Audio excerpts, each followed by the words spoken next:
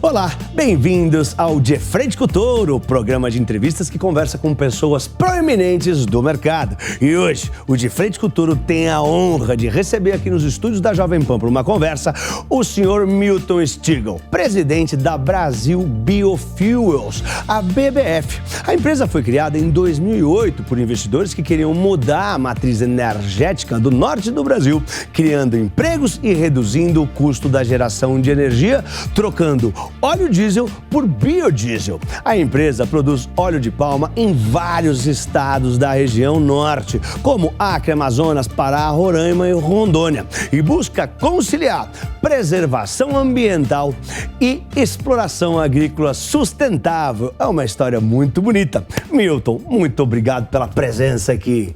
Prazer é meu. Poxa, muito legal, muito mesmo. A gente conversou antes, né? A história da sua empresa é muito bonita, a sua história de vida também demais, né? Tem até um livro, depois a gente vai falar, vai recomendar o livro para vocês lerem. Você aí de casa lê o livro depois que o Milton também escreveu. Milton, então conta pra gente, como é que é conciliar a preservação, né, do meio ambiente e o desenvolvimento da Amazônia? Pablo, isso é fundamental, porque a primeira coisa que nós precisamos fazer é dar um emprego para hoje os 28 milhões de pessoas que ocupam o território da Amazônia, para que eles possam ter uma opção de um trabalho digno. Então, às vezes, a gente critica a questão do garimpo, a questão da extração ilegal de madeira, a ligação com o tráfico de drogas, mas quais são as opções que essas populações têm no interior da Amazônia? Então, a BBF vem justamente completar o quadro, dando, através do cultivo da palma, a opção de um trabalho de longo prazo. A palma não pode ser mecanizada, ela é 100% manual, criando inúmeras oportunidades de trabalho numa cadeia que não é só agrícola, pois também inclui a indústria.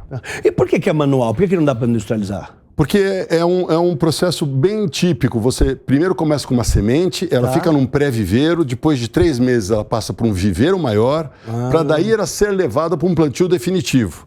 Ela só começa a produzir no 4º ano. Essa produção depende de uma indústria de esmagamento para extração do óleo.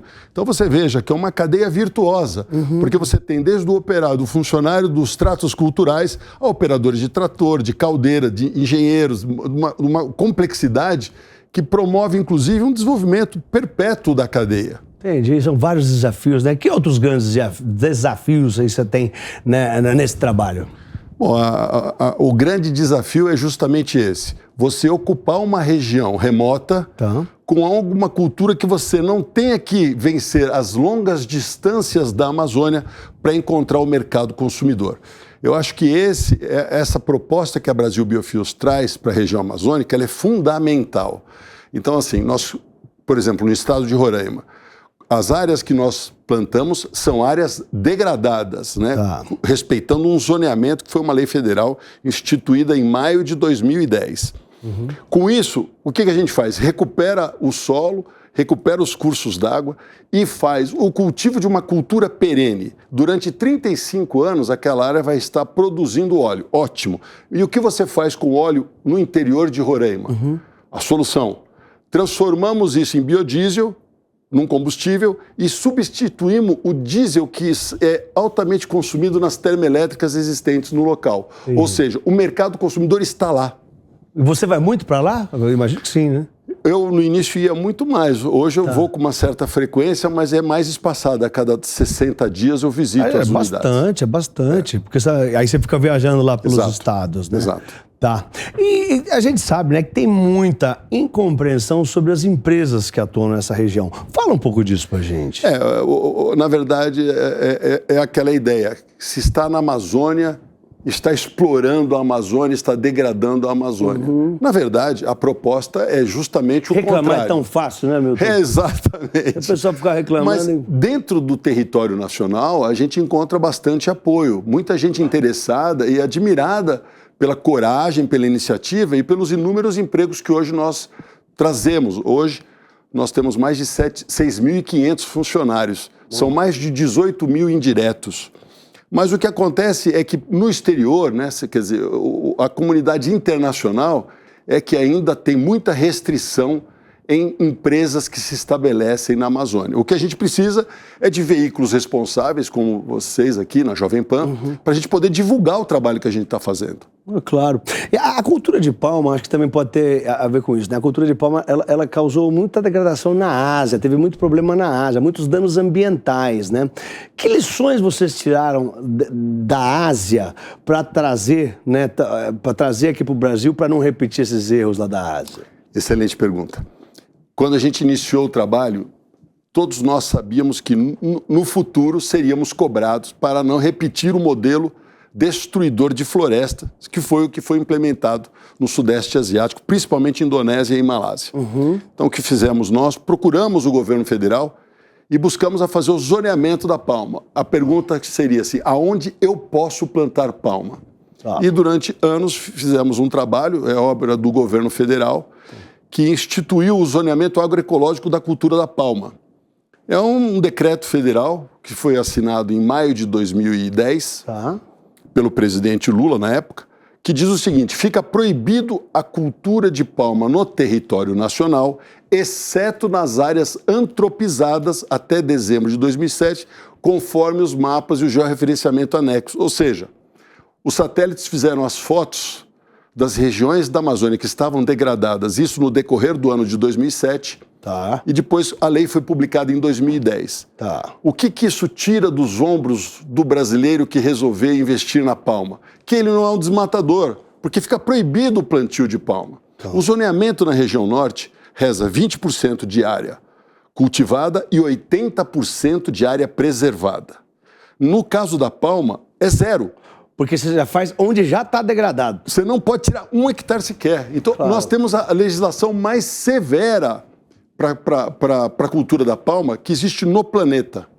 Então, assim, você planta palma onde não tinha nada, é isso? Exatamente, já estava degradado. Já estava degradado, já tinham arrancado tudo lá, sei lá, meio que deserto, sei lá, aqueles lugares que a gente vê desmatado, e aí você vai lá e cria uma nova... Deixa eu te dar uma informação muito importante. Esse zoneamento identificou mais de 30 milhões de hectares dentro dessas condições. Veja, Pablo, não é simplesmente dizer onde é que está degradado. A Embrapa fez um trabalho fantástico nesse zoneamento. Ela diz aonde eu posso plantar a palma com a aptidão para a cultura. Ou seja, ela classificou a região em áreas preferenciais, regular e marginal, para dizer o nível de investimento que você tem que fazer nessa área. Se você está na área preferencial, pouco investimento. É praticamente plantar e fazer os tratos culturais. Exato. Bom, a BBF é a maior produtora de óleo de palma da América Latina, a gente sabe, né? Em 2020, vocês compraram a Biopalma da Vale. Exato. Como que vocês pretendem continuar crescendo? Por novas aquisições, crescimento orgânico? Quais são os planos da BBF? O Brasil ele é um player pequeno na cultura de palma. Apesar de nós sermos uma potência agrícola, na questão o óleo de palma é que faz o azeite de dendê, né? É o óleo mais consumido pela humanidade. Olha só. É um mercado muito importante que é negociado na Bolsa de Roterdã. Mas a questão que nós vemos é o seguinte, é conseguir desenvolver projetos para substituir o diesel. Essa sua pergunta, ela casa direitinho com as explicações que eu procuro dar quando a gente vê que, no caso do petróleo, o Brasil tem petróleo suficiente, mas não tem refino. Ou seja, a gente não consegue dar atendimento a toda a demanda do mercado doméstico. O que acontece é que a gente depende de importação. Quando você importa, o que você importa? Praticamente diesel, que é mais ou menos 28%, gasolina de 5% a 6% e o querosene de aviação 10%. Importante dizer que gasolina é menor por conta que já tem 27% de álcool anidro dentro da gasolina. O que acontece é o seguinte, com o projeto você pode fazer o investimento ocupando essa extensão de 30 milhões de hectares, que é o pré-sal verde que eu chamo. Quando você produz o óleo vegetal e ele vai para essa biorefinaria que nós estamos agora construindo em Manaus, você tira do óleo vegetal exatamente as frações que o Brasil importa. Você faz o diesel verde, você pode ter a nafta e também o querosene de aviação sustentável. No caso da BBF, vamos só trabalhar com o diesel verde, e com o querosene de aviação, que é o SAF, a sigla em inglês. Por quê? Porque a nafta a gente usa para recuperar o hidrogênio verde e continuar o processo sem ter dependência de gás natural. Quase todas as plantas de HVO e SAF do mundo que existem hoje dependem do gás natural. Não é 100% verde. A nossa, 100% verde. Então, veja, em vez da gente montar uma outra refinaria de petróleo, como você bem sabe, precisa dar conta daquela parte do gás, do petróleo. Precisa reinjetar, né? Não, quando você vai para o refino, isso é quando está no poço. Quando você traz para o refino, esse gás ele é comercializado por um polo petroquímico que se forma do lado da refinaria, ou você vende o próprio gás. Mas, na verdade, o que acontece? O Brasil não tem hoje uma crise nessa área. O Brasil tem uma das maiores petroquímicas do mundo, que é a Braskem. O que a gente precisa é do diesel e do querosene de aviação. Esse sim nós importamos. E o petróleo também te dá as partes pesadas, que são os destilados asfálticos, que hoje também nós não temos plástico demanda. Também? Não, plástico isso aí é no petroquímico, é feito à base do gás, do etileno e assim por diante. Mas veja, então, a refinaria verde, ela te dá a fração que você precisa, e com investimento muito menor. Quem conhece o petróleo, o que é vencer uma lâmina d'água de 1.500 metros, depois 7 quilômetros para você tirar o gás, depois aquela infraestrutura imensa para você controlar a pressão do gás quando você encontra o petróleo, separar o petróleo, trazer para a costa, fazer o refino. Não é muito mais fácil pôr uma semente, recuperar a floresta, tirar um óleo, e você tem o diesel verde e o SAF. Quais são as grandes vantagens? É drop-in, substitui 100%. Só que o diesel verde, Pablo, ele é assim, ó, dessa cor. Que legal. Você entendeu? Então, assim, o Brasil tem uma excelente oportunidade de se lançar como um líder na produção de combustível sustentável de segunda geração. Incrível, incrível. Você falou de petróleo, falou bastante de petróleo. Então, a alta do preço do petróleo ajuda a BBF? Como que é? Veja, se eu quero disputar um mercado que, diferentemente da Europa e dos Estados Unidos, eu não posso aceitar subsídio. Um país que não tem educação, um país que não tem ainda uma segurança adequada, que não tem a saúde que o povo merece, eu não posso querer que me subsidie para eu fazer um combustível para competir com o petróleo. A proposta da BBF é disputar o mercado de forma aberta, livre e transparente, sem nenhum custo para a sociedade brasileira. Eu tenho certeza que com o petróleo a nível de $50 o barril, nós somos competitivos. Até lá, caramba. Veja, então veja qual é a transformação que o mundo tem que ter para o barril voltar para baixo de 50. Claro. E agora a tendência é de alta, né? Exatamente. A não ser que a desaceleração global venha com bastante força, mas tem muita gente, tem muito consumo ainda, né? E como é que está esse trabalho? Você está falando aí da substituição do combustível fóssil. Como é que está essa substituição de combustível fóssil, né, na geração de energia lá na região norte? Então, hoje praticamente a região norte ela é dependente do óleo diesel. O óleo diesel é o ouro negro da Amazônia, porque você não faz absolutamente nada sem o diesel. Mesmo porque toda geração de energia, praticamente do sistema isolado, ela sempre foi a base do óleo diesel. Então a gente tem uma excelente oportunidade. Pô, que legal, muito, muito bom mesmo. E a região norte, né, tem bastante problema de logística, né? E também é muito grande, né, tudo muito amplo lá. Faltam estradas, né, obviamente, linhas férreas nem se fala. Como é que vocês lidam com essas questões de logística lá? Mas Deus foi muito generoso, porque nos deu calhas fluviais maravilhosas. O transporte na Amazônia, ele é fluvial. É tudo fluvial lá. Fluvial. Inclusive, te dou uma notícia nova. O BBF acabou de criar uma empresa de navegação fluvial, chama Nascente, que nós estamos registrando na ANTAQ agora. Vamos começar também a fazer o transporte sustentável, ou seja, as balsas, os empurradores que trabalharem da companhia, 100% renováveis. Uau! E essas balsas vão ser, obviamente, com o diesel para transportar o óleo e o combustível nosso. E vai usar o diesel de vocês. Exatamente. Claro. Exatamente. O diesel verde. Que legal! Pô, parabéns. Vocês estão de parabéns mesmo, né? A empresa é... Conta um pouco da empresa pra gente aqui. Os números que você possa falar. Você falou que tem 18 mil trabalhadores indiretos, 6 diretos. Tá. A empresa, nós construímos a empresa na base do sistema isolado de energia. O que eu precisava? Eu precisava dos contratos de longo prazo, leilões com motores, geradores que trabalham com diesel e que eles pudessem ser miscíveis com biodiesel numa proporção maior. Então, qual é a nossa ideia? Disputar os leilões de energia, que são contratos de 15 anos, à base diesel, e começar com os contratos, a geração de caixa, ou dar esses contratos como garantia para as instituições financeiras, para desenvolver a parte agrícola. Foi muito exitoso. A empresa o ano passado faturou 1 bilhão e 100 milhões de reais, teve mais de 300 milhões de reais de EBITDA. Esse ano a gente deve faturar 1,5 bilhão de reais. E até 2024 está previsto um faturamento de quase 3 bilhões de reais, com os contratos que nós já temos. É gigantesco. Então, assim, o que a gente fez foi justamente isso. Começar com um projeto típico que todo mundo conhecia, que é geração térmica com grupos geradores.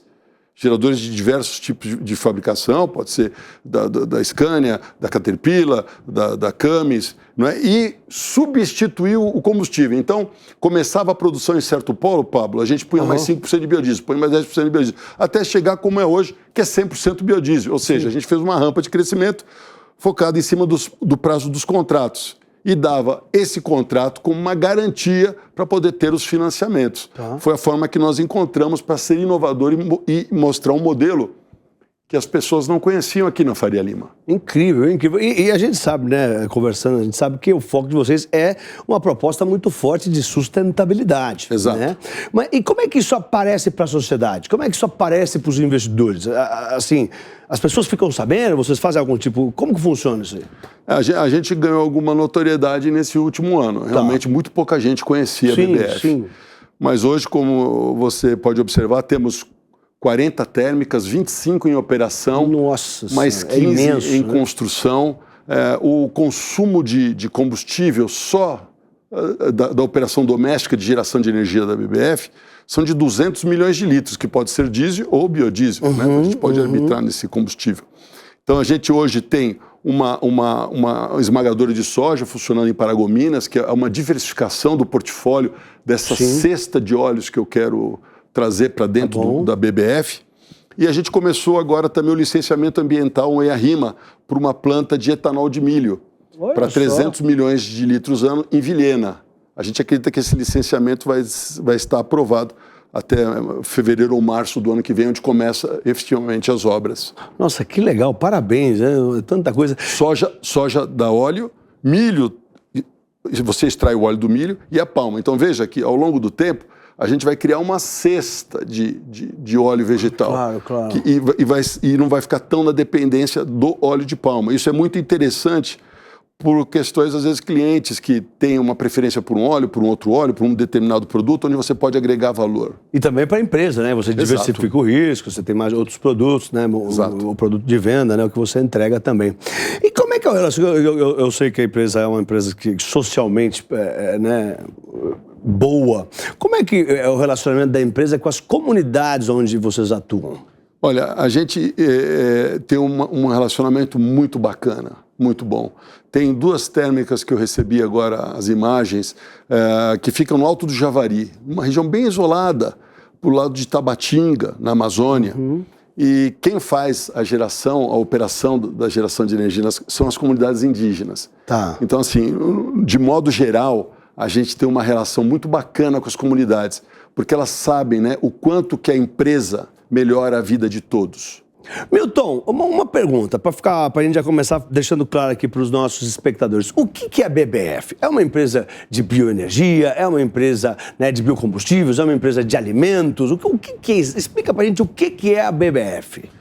Essa pergunta é boa porque eu fui muitas vezes inquirido, mas eu não consigo enxergar a BBF. Onde que ela está inserida aqui? É energia? É exatamente o que você perguntou.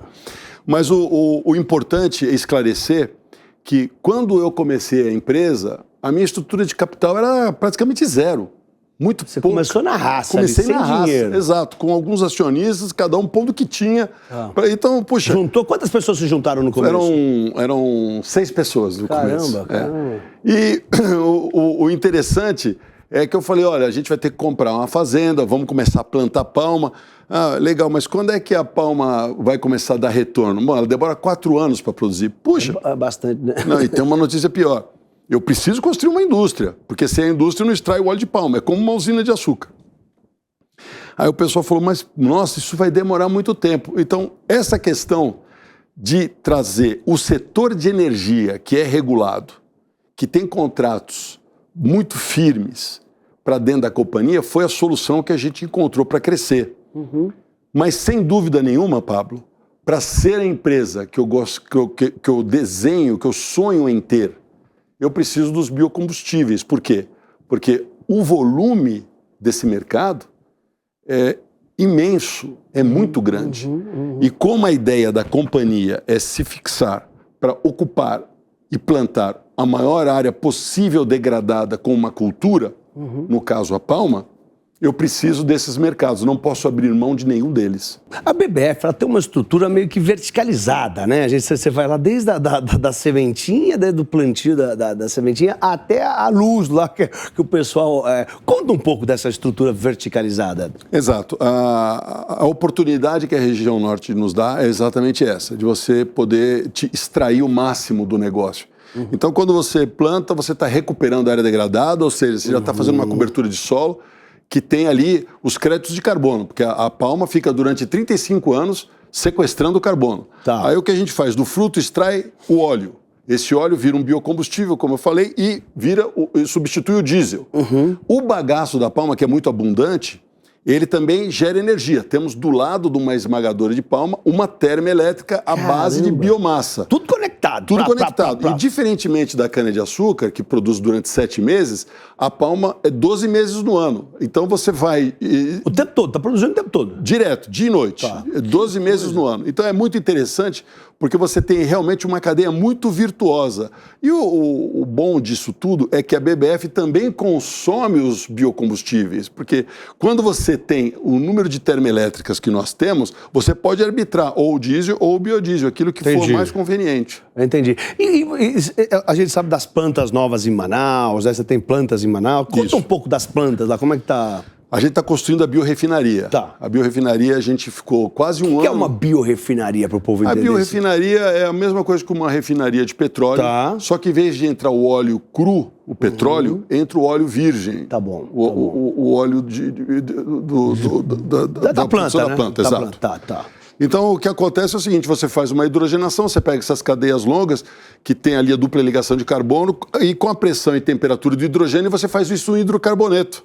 Tá. Então, assim, isso é muito bacana, porque pode ser usado em qualquer motor a diesel, qualquer caminhão, qualquer ano. Quer dizer, um caminhão que tenha 10 anos, 15 anos, as embarcações, a locomotiva. Então, você não precisa ter um preparo do equipamento para receber o combustível. Sai pronto. E uma outra questão muito interessante é justamente o combustível de aviação, que também vai substituir o fóssil. Vocês já estão fazendo combustível? Não, nós estamos agora construindo essa refinaria.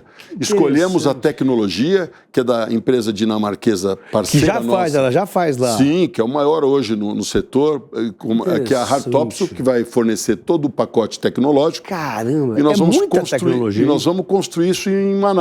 O prazo é o último trimestre de 2025, a gente está inaugurando essa planta. Já está inaugurando a planta para começar a produzir e a venda é interna ou pretende exportar? É mercado também? doméstico. A planta é de produção para 500 milhões de litros ano. E só o mercado de combustível de aviação aqui no Brasil são de mais 7 bilhões de litros. Putz, grila. E é competitivo? Você vai vender, vai ficar mais barato do que a gasolina de avião que a gente conhece hoje? A nossa ideia é ser competitivo com o diesel. Trabalhar sem nenhum tipo de subsídio. Tá bom. Mercado livre. Sem subsídio você consegue ter Nenhuma um preço... planta no mundo hoje consegue produzir SAF ou diesel verde sem subsídio. Nenhuma. Você pode contar o segredo? É a integração, é a verticalização que você mesmo comentou. Tá, esse é o segredo. Você tem esse ciclo virtuoso, não desperdiça nada, está tudo sendo usado, está tudo sendo utilizado, vendido, e aí a empresa consegue sustentar. Exato. Então veja, se um concorrente monta uma planta do meu lado, ele pode produzir o óleo, ele vai plantar e vai produzir o óleo. Só que a biomassa, que eu já fiz um contrato de 15 anos com o setor elétrico, atendendo, esse contrato já está garantido, não é verdade? E aí como é que ele vai fazer? Né? Exatamente. Se está no sistema isolado, como é que ele vai fazer? Né? Não é um sistema interligado que você pode usar as linhas de transmissão para atingir o mercado consumidor. Tá, isso também tem a ver, imagino eu, de você ter sido o primeiro a ter tido a ideia de fazer isso. É o pioneirismo, né? Claro, que tomou mais risco do que todo mundo. Exato. Incrível. E deixa eu te falar, você escreveu um livro, participou de um livro? Como é que é essa história? É um livro Histórias de Sucesso, e um dos capítulos eu escrevi. Você escreveu? Como é que chama o livro, para quem estiver em casa? Histórias de Sucesso. Histórias de Sucesso. Exato. Tá bom. Então, se você quiser saber mais detalhes sobre, né, a BBF, sobre ele, né, sobre o Milton também, Histórias de Sucesso. Milton, nós estamos chegando numa parte aqui da entrevista onde para as pessoas conhecerem um pouco mais sobre você, sobre o Milton. Né? A gente já falou bastante sobre a empresa. E então eu vou fazer umas perguntas, eu vou falar uma palavra e você tem que falar o que vier na cabeça. Tá pronto? Vamos lá? Então, um ídolo. Jesus Cristo. Lindo, que bonito, que bonito. Você é uma pessoa bastante religiosa, muito né? Cristão. Você me contou. Sou muito cristão. Você teve uma história dura, né? Difícil no começo, difícil, né? Muito difícil. Você me contou bem, né? É verdade. Parabéns, viu, pela sua história de Muito vida, obrigado. por tudo. Uma viagem. São João do Baliza, Roraima, onde tudo começou em 2003. Tudo começou lá que você teve a ideia. Fui sem saber porque estava indo e tudo se desenhou, quer dizer, uma inspiração divina que fluiu dessa iniciativa de eu ter ido lá. Que tá nesse livro aí, nessa, né? Tá Então, contado lá. Quem quiser saber da inspiração divina que fez o Milton começar a BBF, comprem esse livro para ler o capítulo que ele escreveu lá, tá, gente? Bom, um sonho. Puxa, desenvolver a região norte. Que legal. Então eles precisam mesmo, né? Ali o povo tá sofrido lá, né? Essa aqui é difícil, hein? Ó. Um erro para não ser repetido. Teimosia. Eu sou teimoso às vezes também. Um guru. Chico Xavier. Chico Xavier, que legal, Chico que Xavier. legal. Poxa, e você gostaria de deixar alguma mensagem para os espectadores de casa, que você queria dar algum recado, né, algum conselho? Você que tem uma história de vida aí, né, que batalhou bastante, né, começou lá de baixo e hoje está, poxa, não sei se dá para ir prosperar mais. Que recado você daria para quem está em casa e está querendo empreender, ou quem está lá batalhando, está suando e está lutando pela vida? Eu vou ser o mais sincero e honesto possível e dizer que muitas vezes a gente busca no exterior, não é, passos para tirar as nossas dúvidas, para mitigar os nossos medos, para reafirmar as nossas convicções, mas isso a gente encontra dentro de nós. Se em vez da gente olhar para o exterior, a gente olhar para dentro de nós e mergulhando nesse íntimo, encontrar aquela centelha divina, que é a criação, né? O encontro divino com Deus, você vai encontrar todas as respostas. É isso aí, gente. Eu tive a honra de conversar aqui com o Milton Stigl. Obrigado pela presença ilustre aqui na Jovem Pan. O Milton, né, que é presidente da Brasil Biofuels, a BBF. E você que está assistindo a Jovem Pan, fique conosco aqui na nossa programação. Um forte abraço e vai, Torinho! Vai, Torinho! Valeu, valeu!